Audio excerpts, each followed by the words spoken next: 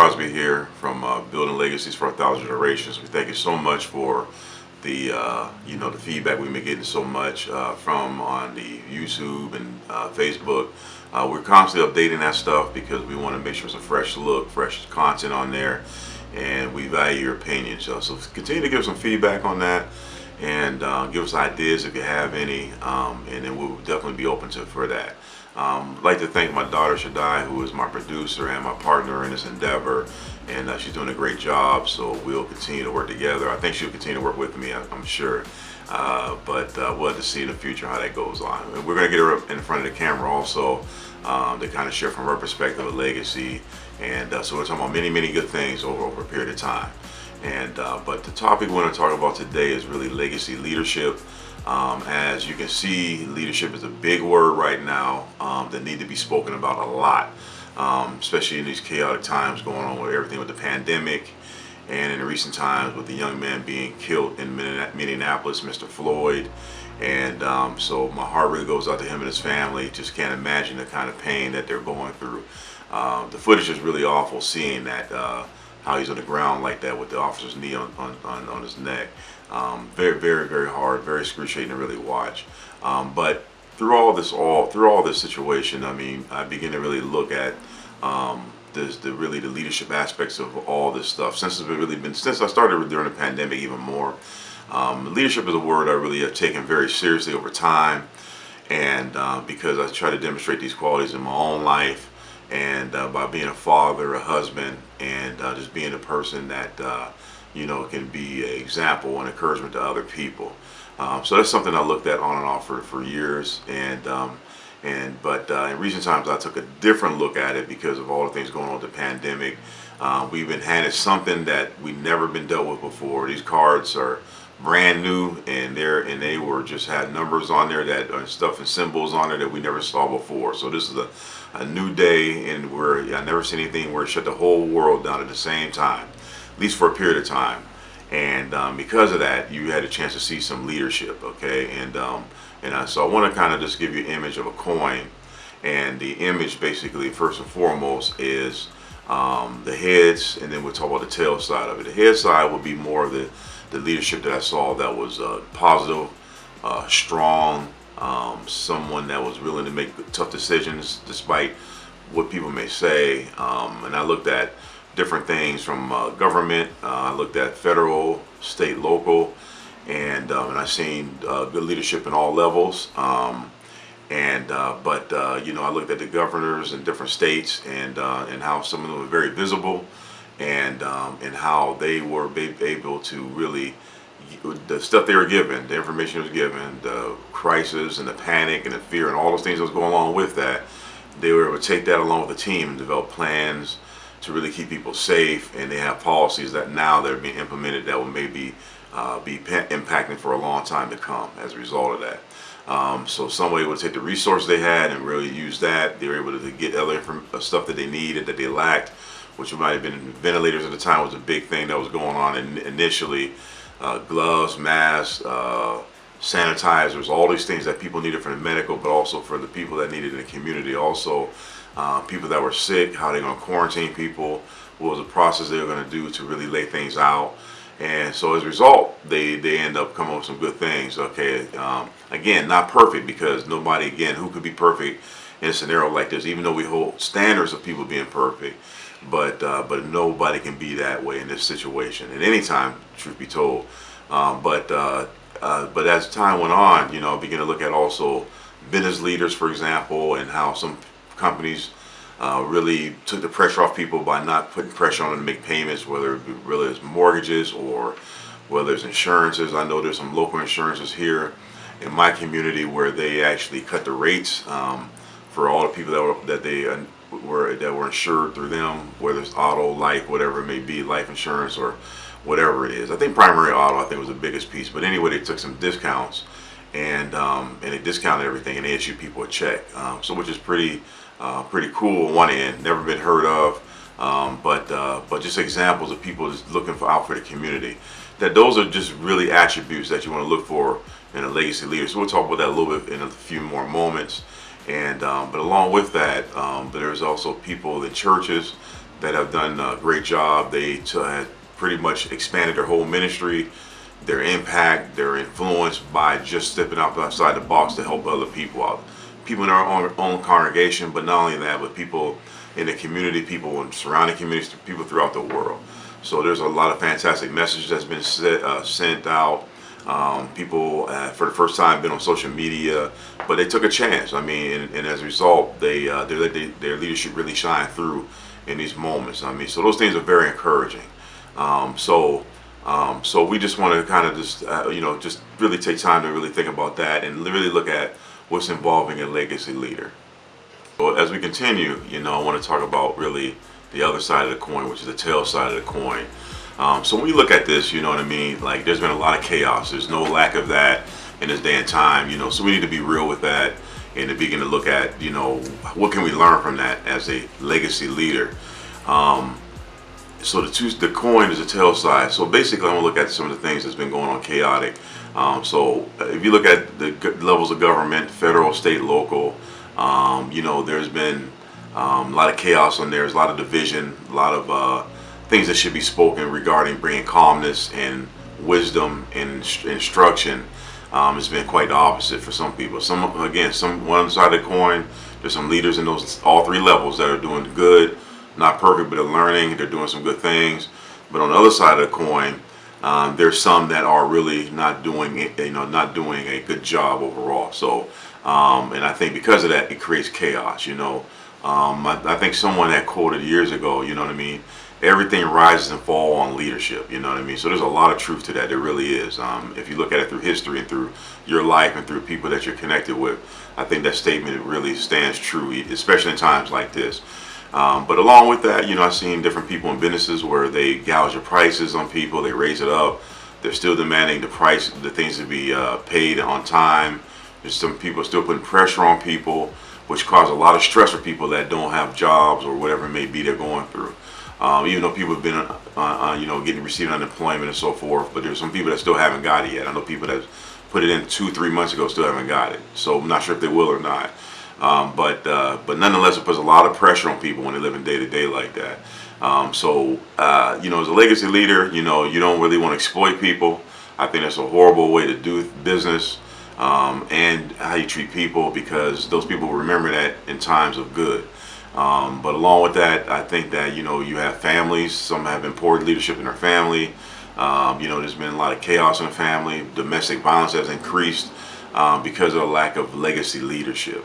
And so as we look, I want to take a look at what can we do to be a better legacy leader, because there's always room for improvement, including my life, because I start with me and what I got to work on, and that's why I'm able to share with you and encourage you. And some of you might be in a good place right now, doing some good things. And regarding your leadership, now we want to talk about the attributes of a legacy leader, just to give you an idea of some things you want to look at as far as characteristics. I would say wisdom. It has to be one of the things on the top of the charts. And it's vital, I think, in this day and time, especially things we're seeing. Again, some people are doing a good job, some people aren't. But I think as a result, I think that wisdom is really one of the key attributes that we need to be a legacy leader. Because wisdom gives you insight. It helps you be wise in what you say, how you say it, and when to say it. As you can see, people have been given a voice.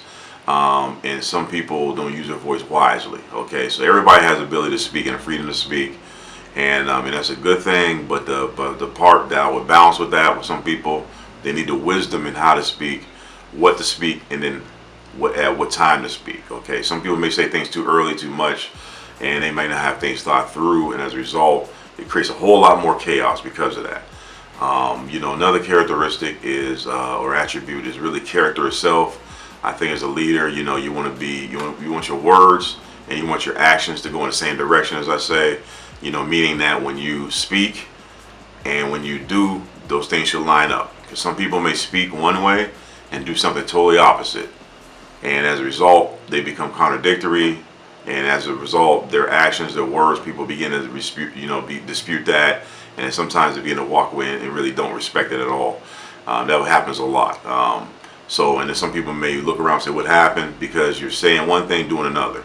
So make sure your words, as far as character goes, line up with what you're doing, and that way people can respect it, and that way people can look at it. And as a result, these things are very particularly happens in families, because sometimes, parents may grow up, kids may grow up, and they may see their parents, for example, say one thing and do another, and you think it's no big deal because I'm the parent, they're in my household, that's what it is. But you want them to respect you, and as a result of them respecting you, you want to make sure that you make sure your words and your actions line up with each other, because they have a greater impact on your kids' ability to respect you and to receive from you.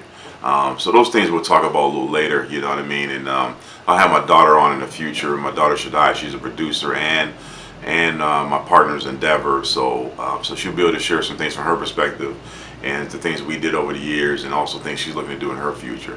So stay tuned for that. But the next attribute thing I want to talk about is integrity. Of course, integrity is simply put is the person you are in the public. Make sure it's the same person that you are at home.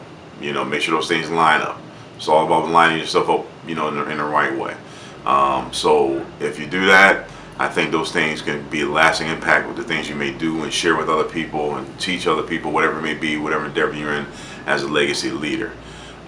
So another quality, compassion. I know it's a word that sometimes people look at as a weakness, but it's not. It's a strength in compassion. I believe that when people have compassion for other people, it motivates them to do the right thing for them. It makes them think about other people. We have to take care of ourselves, absolutely. But what's going to help us bring the balance to that is having compassion and care and concern for other people, because it causes us to make sure that we want to be able to help them to come up with different ideas and maybe improve their life, and this including our families also. Being a legacy leader and you have compassion for your kids and your grandkids, you're thinking about their futures, and that may motivate you to make the right decisions to leave a legacy, to build something in their life that they will be able to have and carry on, even though you may not be here anymore. So compassion is great. There's a story that I heard a long time ago about the Good Samaritan.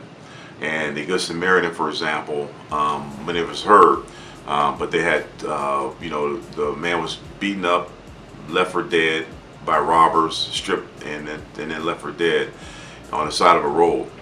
The first person came by and looked at him and kept walking. And the other person came by, the second person after a while came by and pretty much almost did the same thing, but they just pretty much kept going almost like the person didn't exist. And then there was a person that was traveling, a person that you didn't least suspect, and which was a Samaritan. Okay, in that time, the Samaritans were sometimes disliked, and but as a result, the man had compassion. He went over to the man, helped him, clean his wounds off, pouring oil on his wounds, clean his wounds off, put him on his donkey and carried him to the local inn, which was like a hotel in that time. And at the end, he pretty much continued to help him, nurse him, and begin to put him on a road to healing.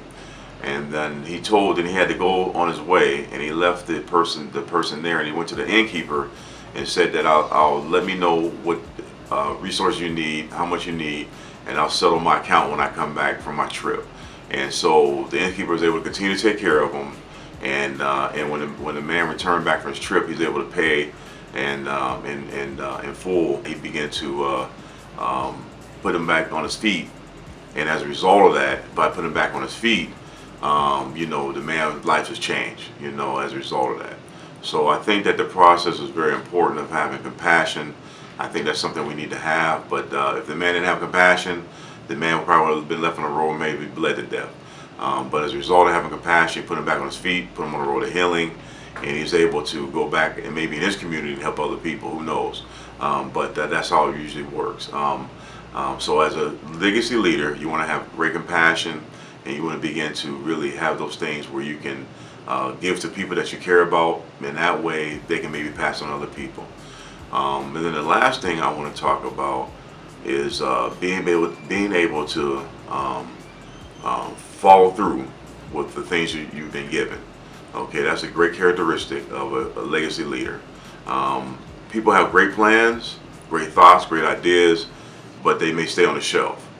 So I want to encourage you to be a person of fault that falls through. Okay, so our last point we're going to talk about is how to be effective as a legacy leader, and really how to be one. So we talked about, the characteristics, talked about some of the good and bad about leadership styles, but how to be one really is really crucial also. So want to continue, just want to lay out a couple quick things for you that you can use immediately.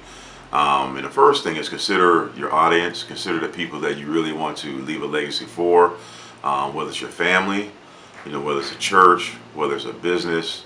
It can be a sports team, because you might be a sports coach or manager. It can be a political arena that you may be involved with. It can be a community center or a community project that you're doing. So there's many different endeavors. Some of you may be involved with 2 or 3 at a time. You may want to consider the audience in those areas also. So consider that, and then when you consider it, what's going to happen is you're going to begin to ask yourself some questions like, what do I really want to do? How I want to begin to really lay a legacy out for your life. To get more details of that, we have other videos that can help you out. Feel free to reach out to us if there's some other additional questions you may have. We'd love to help you out, because that's really our passion, and that's what we're here for. The other part is, the other step you want to look at, you want to be intentional, do things on purpose to make sure that you're able to create a lasting legacy for the people that you intended it for. So your families, for example, it won't just fall to the sky. You have to be intentional. You have to do it on purpose. So you want to be able to find out the plans, lay them out, and then you want to be intentional on how to begin to set these things up for the long run. And so that may be through various avenues. It may be through, for example, once you be intentional, you may want to communicate to your family different things that you desire, or things you may want to leave behind for them, whether it's a message, which we'll definitely be talking about in our upcoming videos, because that's important, what kind of message you want to leave for them. Whether it's financial, whether it's business, whether it's just some things you learn, or life lessons you want to pass down to your family. So there could be a lot of things you want to do. So as you begin to look at that, you're going to be very intentional in how you communicate those things to your family.